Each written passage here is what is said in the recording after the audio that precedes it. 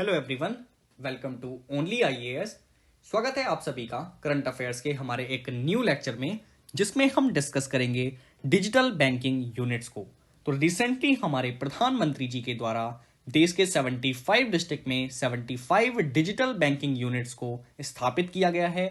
इसी कंटेक्स्ट में समझने की कोशिश करेंगे आखिर ये डिजिटल बैंकिंग यूनिट्स क्या होते हैं, इनके द्वारा कौन कौन सी सर्विसेज प्रोवाइड की जाती हैं, भारत में कौन डिजिटल बैंकिंग यूनिट्स को इस्टेब्लिश कर सकता है, इनका क्या सिग्निफिकेंस है, क्या इनके डिसएडवांटेजेस हैं और किस प्रकार digital banking units traditional banking system से अलग होते हैं। तो चलिए शुरू करने से पहले थोड़ी सी इंफॉर्मेशन हमारे इनिशिएटिव के बारे में देख लेते हैं। हमारा एक टेस्ट सीरीज प्रोग्राम है IDMP3, जिसमें आप डेली 20 MCQs और 2 मेंस के क्वेश्चन प्रैक्टिस कर सकते हैं। वीकली बेसिस पर 100 MCQs का टेस्ट प्रैक्टिस कर सकते हैं। इसमें मेंस के टेस्ट आपको मिलेंगे, प्रीलिम्स के लिए करंट अफेयर्स बेस्ड MCQs मिलेंगे, सॉफ्ट कॉपी में मटेरियल मिलेगा और हर महीने 2 जूम के सेशंस भी प्रोवाइड कराए जाएंगे। जिन्हें हमारे फाउंडेशन बैच के साथ जुड़ना है 2023 के लिए, वो प्रारंभ बैच में एनरोल कर सकते हैं। इसमें आपको एक वेल प्लान्ड शेड्यूल मिलता है। NCERT, प्रीलिम्स, मेंस, सीसेट के वीडियोस मिलेंगे। इसके अलावा आपको एक्स्ट्रा मार्क्स बूस्टर टॉपिक कराए जाएंगे। 21 GS के बुकलेट्स आपके घर पे सेंड भी करा दिए जाएंगे। जिन भी एस्पिरेंट को इन बैचेस में एडमिशन लेना हो, डिस्क्रिप्शन में लिंक दिया गया है, आप उस लिंक के थ्रू यहाँ इन बैचेस में एनरोल कर सकते हैं। ये दोनों ही मीडियम के लिए है, Hindi medium and English medium. अगर आपकी कोई क्वेरी है तो आप हमें कॉल कर सकते हैं इस नंबर पर, और आप हमें मेल भी ड्रॉप कर सकते हैं। तो चलिए शुरू करते हैं अपने लेक्चर को और समझते हैं आखिर ये डिजिटल बैंकिंग यूनिट्स क्या होते हैं। देखिए, इसका नाम ही सजेस्ट कर रहा है, ये एक ऐसा बैंक है जो कि डिजिटल फॉर्म में स्थापित किया जाएगा और यहां किसी भी तरीके का पेपर वर्क आपको देखने को नहीं मिलेगा। और जिस प्रकार आप ट्रेडिशनल बैंकों में ब्रांचेस देखते हैं, उस तरीके की ब्रांचेस भी यहां देखने को नहीं मिलेंगी। तो बेसिकली ये है क्या, ये एक specialised fixed point business unit होगा, जहां पर मिनिमम डिजिटल इंफ्रास्ट्रक्चर के माध्यम से आपको बैंकिंग सर्विसेज प्रोवाइड की जाएंगी। ठीक है, तो बेसिकली ये करेंगे क्या, ये एक जगह पर अपना पूरा डेटाबेस रखेंगे, मतलब अपना पूरा इंफ्रास्ट्रक्चर को सेटअप कर देंगे और उसी इंफ्रास्ट्रक्चर के थ्रू आपको पूरे देश में बैंकिंग सर्विसेज प्रोवाइड करेंगे। ठीक है, अगर हम इसके बैकग्राउंड की बात करें तो हमारे भारत में यूनियन बजट 2022 एंड 23 में पहली बार डिजिटल बैंकिंग यूनिट्स को स्थापित करने की बात की गई थी। उसके बाद अप्रैल 2022 में हमारे केंद्रीय बैंक के द्वारा इंडियन बैंक एसोसिएशन नाम के एक वर्किंग ग्रुप की रिपोर्ट के आधार पर डिजिटल बैंक यूनिट को स्थापित करने के लिए कुछ गाइडलाइंस जारी किए गए थे। अब देखिए, ये एक सिंपल सा क्वेश्चन यहां पर बन सकता है यूपीएससी प्रीलिम्स में कि हमारा जो सेंट्रल बैंक है वो सभी बैंकों का रेगुलेटर होता है। तो इस हिसाब से अगर हमारे देश में डिजिटल बैंकिंग यूनिट्स स्टैब्लिश किए जाते हैं तो उसको रेगुलेट करने की रिस्पॉन्सिबिलिटी भी हमारे रिजर्व बैंक ऑफ इंडिया की होगी, और इसी उद्देश्य से आरबीआई ने इनके लिए गाइडलाइंस जारी किए थे। और रिसेंटली 16 अक्टूबर को हमारे प्रधानमंत्री जी ने इनका शिलान्यास कर दिया है, मतलब भारत में इनको स्थापित कर दिया है। अगर हम सर्विसेज की बात करें तो ये बैंकिंग जो यूनिट्स हैं वो कौन कौन सी सर्विसेज देंगे, तो जितनी भी सर्विस आप अभी तक ट्रेडिशनल बैंकिंग सिस्टम के माध्यम से यूज करते आए हैं, वो सभी सर्विसेज आपको डिजिटल फॉर्म में यहां डिजिटल बैंकिंग यूनिट्स के द्वारा प्रोवाइड की जाएंगी। अब इसमें कौन कौन सी सर्विसेज हो सकती हैं, जैसे कि कोई सेविंग अकाउंट ओपन करना हो, या फिर आपको अपना बैलेंस चेक करना हो, आपको अपनी पासबुक प्रिंट करनी हो, फंड ट्रांसफर करना हो, फिक्स डिपॉजिट करना हो, या फिर लोन के लिए आपको अप्लाई करना हो, या फिर आपको क्रेडिट कार्ड डेबिट कार्ड चाहिए हो, तो ये भी यहां पर जारी किया जा सकता है।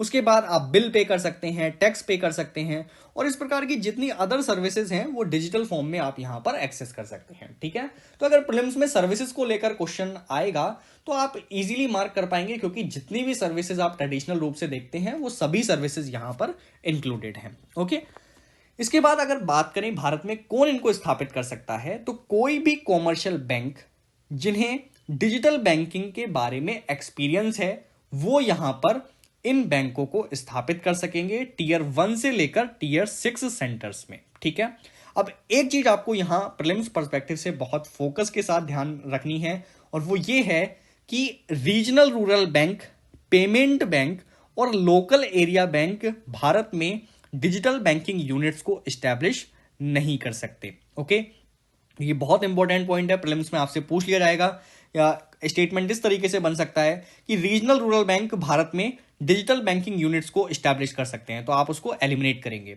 उसके बाद अगर हम बात करें इनके लिए क्या आपको आरबीआई की परमिशन लेने की जरूरत होगी, तो आंसर इज नो। आप यहां पर बिना आरबीआई की परमिशन के भी डिजिटल बैंकिंग यूनिट्स को सेटअप कर सकते हैं। लेकिन इसका एक एक्सेप्शन है, और एक्सेप्शन ये है कि मान लीजिए किसी एक पर्टिकुलर एरिया के लिए आरबीआई ने गाइडलाइन बना दिया या फिर रूल बना दिया कि इस एरिया में अगर आपको डिजिटल बैंकिंग यूनिट एस्टेब्लिश करनी है तो हमसे परमिशन लेनी पड़ेगी, तो उस केस में ही केवल आप आरबीआई की परमिशन लेंगे, बाकी आप फ्री हैं, आप डिजिटल बैंकिंग यूनिट्स कहीं भी स्थापित कर सकते हैं। अगर हम रिसेंट बात करें जो डिजिटल बैंकिंग यूनिट्स स्थापित हुए हैं उसमें किस किस ने पार्टिसिपेट किया है, तो यहां देखिए पब्लिक सेक्टर बैंक पार्टिसिपेट कर सकते हैं और किया भी है उन्होंने, प्राइवेट सेक्टर बैंक ने भी यहां पार्टिसिपेट किया है, और स्मॉल फाइनेंस बैंक ने भी पार्टिसिपेट किया है। देखिए यहां फोकस करना है आपको स्पेशली स्मॉल फाइनेंस बैंक पर। तो अगर क्वेश्चन इस तरीके का भी बन जाए कि स्मॉल फाइनेंस बैंक भारत में डिजिटल बैंकिंग यूनिट को एस्टैब्लिश कर सकते हैं, तो ये स्टेटमेंट भी आपको सही मार्क करना है। तो ये कुछ इंपॉर्टेंट पॉइंट्स हैं जो प्रीलिम्स पर्सपेक्टिव से आपको ध्यान में रखने हैं। अगर मेंस पर्सपेक्टिव से बात करें तो आपको यहां इसके सिग्निफिकेंस याद रखने हैं। अब सिग्निफिकेंस क्या है, देखिए वर्ल्ड बैंक के शब्दों में इसके सिग्निफिकेंस को काफी अच्छे से बताया जा सकता है।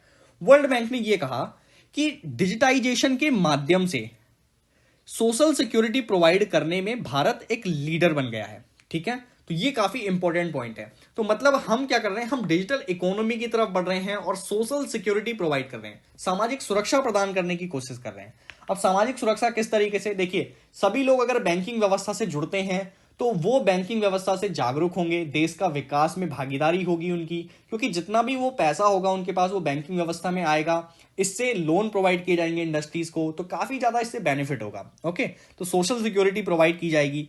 उसके बाद ये फाइनेंशियल इंक्लूजन को भी प्रमोट करेगा। अब फाइनेंशियल इंक्लूजन का मतलब होता है जो हमारे देश में 18 ईयर्स से ज्यादा के पीपल्स हैं उनको बैंकिंग सर्विसेज से आपको जोड़ना है। ठीक है, अब देखिए डिजिटल बैंक अगर आपके पास होगा तो आप इजीली बैंकिंग व्यवस्था से जुड़ सकते हैं, आपके लिए अकाउंट ओपन करना बहुत आसान हो जाएगा। अभी ट्रेडिशनल बैंक में क्या होता है, आपको एक फिजिकल बैरियर लगता है कि हमें चल के जाना पड़ेगा, फिर वहां पे फॉर्म अप्लाई करो, फिर वहां पे काफी टाइम लगेगा अकाउंट ओपन होने के लिए, फिर डेबिट कार्ड लेने के लिए काफी टाइम लगेगा।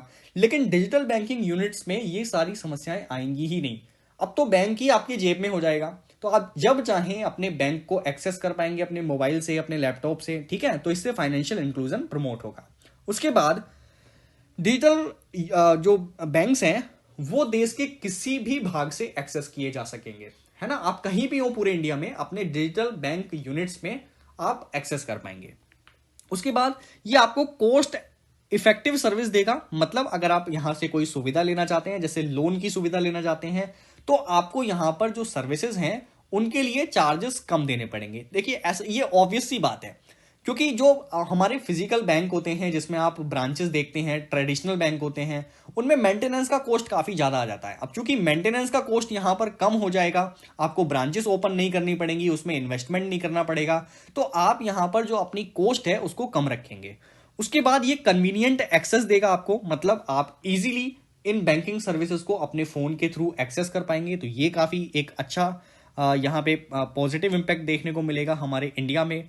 उसके बाद ये डिजिटल फाइनेंस लिटरेसी को भी बढ़ाएगा, और साथ में जो साइबर फ्रॉड होते हैं उनके बारे में भी ये यहाँ पे अवेयर करेगा। देखिए अक्सर आप न्यूज़पेपर में सुनते ही रहते होंगे कि फ्रॉड हो जाता है, तो इस चीजों से बचने के लिए डिजिटल बैंकिंग यूनिट्स में ये प्रावधान ही किया गया है कि आप उन लोगों को अवेयर करेंगे जो कि डिजिटल बैंकिंग यूनिट्स के साथ जुड़ेंगे। ठीक है, उसके बाद अगर हम बात करें तो यहां पर ईज ऑफ लिविंग भी किया जाएगा। अब ईज ऑफ लिविंग का मतलब अगेन वही है, कॉमन सिटीजन जो है वो इजीली बैंक से जुड़ पाएंगे, इजीली बैंकों की सुविधा को ले पाएंगे, तो ये इससे आपका जो जीवन है वो काफी आसान हो जाएगा।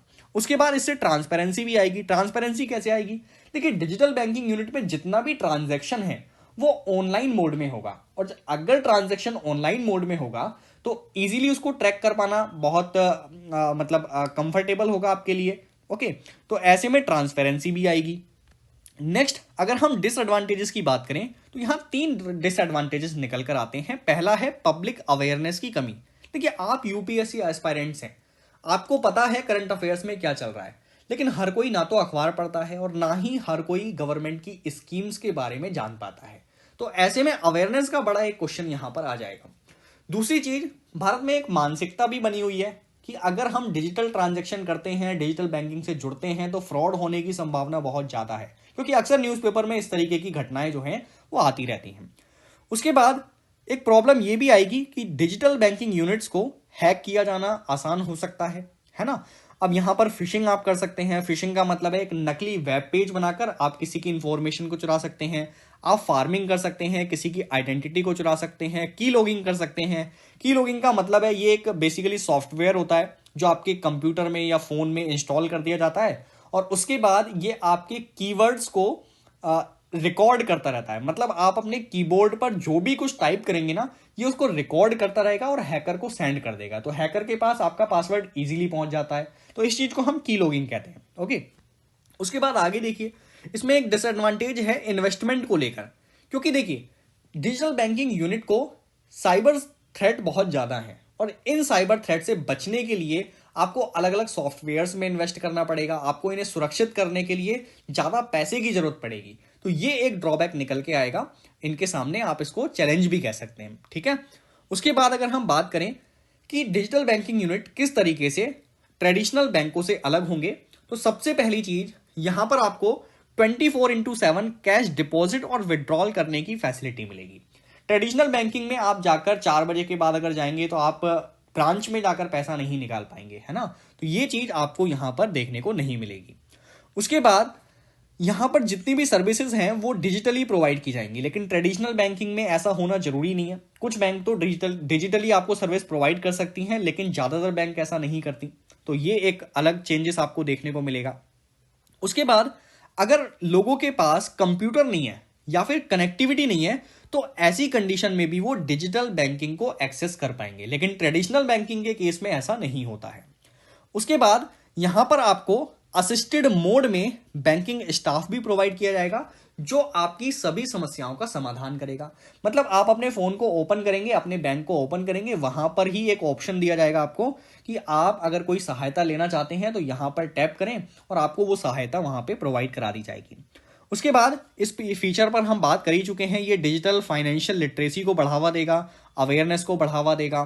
ठीक है, तो ये जो चीजें हैं इनको ट्रेडिशनल बैंकिंग में थोड़ा सा इन पर ध्यान नहीं दिया गया था, जो कि डिजिटल बैंकिंग यूनिट्स में एक डिफरेंट फीचर्स के रूप में देखने को मिलता है। तो ये था हमारा डिजिटल बैंकिंग यूनिट। इसके बाद मिलते हैं किसी न्यू लेक्चर में न्यू कंटेंट के साथ। आप सभी तब तक जुड़े रहिए ओनली आईएएस के साथ। Thank you so much.